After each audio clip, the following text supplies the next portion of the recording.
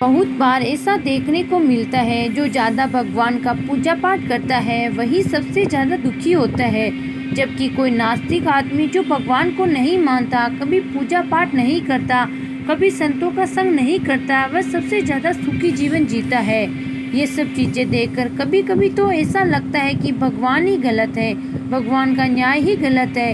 ये कोई कहानी नहीं, ऐसा हर किसी के साथ होता है। दोस्तों, आज के इस वीडियो में हम आप लोगों को इसके पीछे के कारण के बारे में बताने वाले हैं। भगवान श्री कृष्ण ने स्वयं इसका उत्तर दिया है। आखिर ज़्यादा पूजा पाठ करने वाले लोग दुखी और परेशान क्यों रहते हैं? इनका उत्तर भगवान श्री कृष्ण ने भगवत गीता के माध्यम से बड़ी स्पष्टता के साथ बताया है। तो चलिए फिर शुरुआत करते हैं। नमस्कार दोस्तों, आपका स्वागत है हमारे चैनल पर। अगर आप भी भगवान श्री कृष्ण के भक्त हैं तो कमेंट में जय श्री कृष्ण अवश्य लिखिए। आज की प्रस्तुति दोस्तों, बात द्वापर युग की है। जब भगवान श्री कृष्ण और अर्जुन के बीच संवाद हो रहा था, तब अर्जुन ने भगवान श्री कृष्ण से पूछा कि माधव, जो लोग ज़्यादा पूजा पाठ करते हैं वे ज़्यादातर दुखी और परेशान रहते हैं, इसके पीछे क्या कारण है? जबकि जो लोग भगवान का नाम भी नहीं लेते, भगवान का स्मरण बिल्कुल भी नहीं करते और हमेशा गलत कार्य में लिप्त रहते हैं, उन लोगों को मैं सुखी देखता हूँ। इसके पीछे का रहस्य मुझे समझाने का प्रयास करें। तब भगवान श्री कृष्ण ने एक छोटी सी कहानी के माध्यम से अर्जुन को इसका उत्तर दिया। आइए जानते हैं उस छोटी सी कहानी के बारे में। एक ग्रुप के दो शिष्य थे, दोनों ही पढ़े लिखे विद्वान थे। दोनों में फर्क इतना था कि एक भगवान को मानने वाला था और दूसरा भगवान को न मानने वाला नास्तिक था। एक ऐसा था जहाँ पर भी भगवान की कथा होती, जहाँ सत्संग होता, जहाँ भजन होता, वह दौड़कर चला जाता और भगवान की पूजा पाठ करने लगता। दूसरा शिष्य इन सब चीज़ों से दूर था। वह शराब पान भी करता था, वेश्यों के साथ शयन भी करता था। सारी बुरी आदतें दूसरे शिष्य में थी।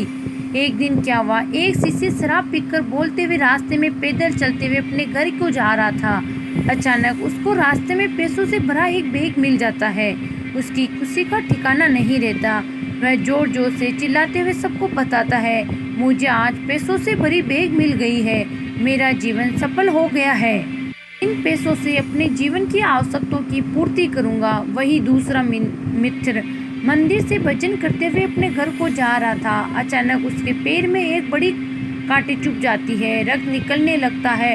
ठीक उसी समय दूसरा शिष्य भी वहीं पहुंचता है और हंसते हुए उसको बोलने लगता है, क्यों, तुम ही हो ना सबसे ज़्यादा पूजा पाठ करते हो, भगवान का भी भजन करते हो, क्या दिया तुम्हारे भगवान ने तुम्हें?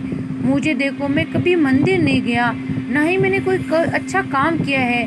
मेरे घर में भगवान का मंदिर भी नहीं है। मैंने कभी अपने घर में सत्यनारायण की कथा भी नहीं करवाई है। भगवान के सामने कभी माथा नहीं टेका। फिर भी मैं कितना अमीर हूँ, मेरे पास पैसों की कोई कमी नहीं है। सबसे ज़्यादा सुखी जीवन में ही जी रहा हूँ। अच्छे शिष्य को उसकी बात चुभने लगी। उसने मन ही मन विचार किया, हाँ, ये तो सच ही बोल रहा है। मैं कितना पूजा करता हूँ, वह कुछ भी नहीं करता, फिर भी कितना सुखी है। इतना सोचते हुए वह अपने गुरु के पास चला जाता है और यही प्रश्न गुरु से करता है। गुरुजी मुस्कुराते हुए बोले, भगवान जो करते हैं अच्छे के लिए करते हैं। जिसकी जैसी योग्यता होती है उसको उसी के अनुसार फल देते हैं। अब तुम्हारे प्रश्नों का उत्तर तुम जानते हो। भगवान ने तुम्हारे पैर में ही क्यों कील चुभाई? उसके पैसों से भरी हुई बैग क्यों मिली? सुनो, तुमने पिछले जन्म में बहुत पाप किया था, इसलिए तुम्हारी आज मौत होने वाली थी। तुम बच गए क्योंकि तुम मंदिर गए हुए थे, तुमने भगवान की पूजा की। यही कारण है कि तुम्हारी मौत न होकर सिर्फ एक ही कांटा चुभा है। अब तुम्हारा मित्र की बात करते हैं।